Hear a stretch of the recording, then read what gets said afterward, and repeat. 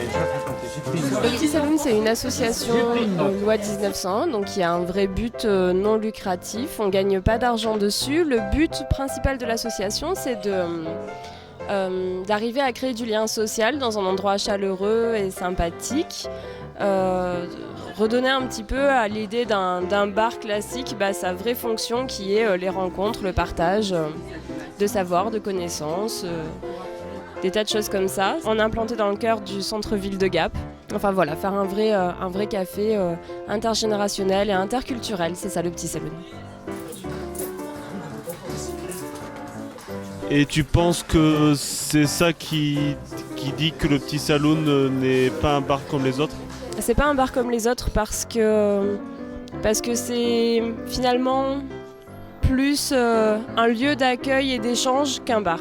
Le bar vient après. On propose des activités, ce qui se fait rarement dans d'autres cafés, comme des cafés des langues, des concerts, des animations pour les enfants, pour les grands aussi, des ateliers créatifs. On est ouvert seulement le mardi, le mercredi, le vendredi et le samedi de 10h à 19h.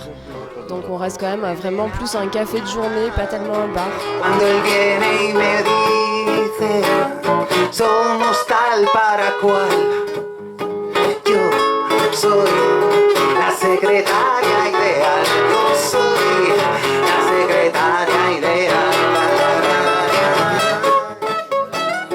J'ai entendu parler que vous pratiquez une action solidaire qui est le café suspendu. Et est-ce que c'est vrai ?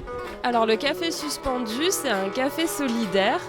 C'est un principe napolitain, très précisément, qui consiste à ce qu'un café soit déjà payé par quelqu'un et que du coup, vous allez payer 2 cafés mais vous allez n'en boire qu'un. Donc il y aura déjà un café payé pour une personne après qui est dans le besoin, qui a juste pas de monnaie, qui a peu d'argent et qui peut bénéficier donc d'un café déjà payé et ce sera un café suspendu. Et on est les seuls sur Gap à proposer ça alors que je pense que plus de lieux devraient le proposer, c'est quelque chose d'important, la solidarité. Donc je repose un peu le cadre de la philo, d'où j'avais pris, on a chacun ici à l'association du Petit Saloon, quand on prend notre abonnement, on a tous une petite carte où là moi j'ai eu l'as de cœur, voilà. Et d'où aussi la dimension que je propose, c'est de réaliser tout ça en réseau de réflexion sur la relation, à l'aide de la bienveillance. Quels sont les sujets proposés par les adhérents qui obtiennent le plus de succès ? Ça c'est difficile à dire parce qu'on a tellement de choses variées. Je dirais que les ateliers qui sont quand même les plus fréquentés de façon régulière, c'est les cafés des langues. En premier c'est le café anglais où toutes les semaines il y a un nombre de plus en plus important de participants qui viennent à ce rendez-vous-là pour parler anglais, donc tous les vendredis midi. On a le café philo, qui lui désemplit pas non plus, c'est un atelier qui est guetté par tous les adhérents et c'est des ateliers qui fonctionnent vraiment bien. Après, je dirais que ceux qui fonctionnent le mieux en général, c'est les ateliers qui concernent la musique, donc généralement c'est des concerts ou bien des ateliers d'éveil musical pour les enfants. Disons que c'est ceux qui sont plus accessibles et le plus fréquentés. Ensuite, on a d'autres ateliers qui reviennent de façon très régulière et qui ont toujours un nombre de personnes intéressées, mais ce sera moins conséquent. Comment votre association fonctionne-t-elle avec des salariés ou des adhérents bénévoles ?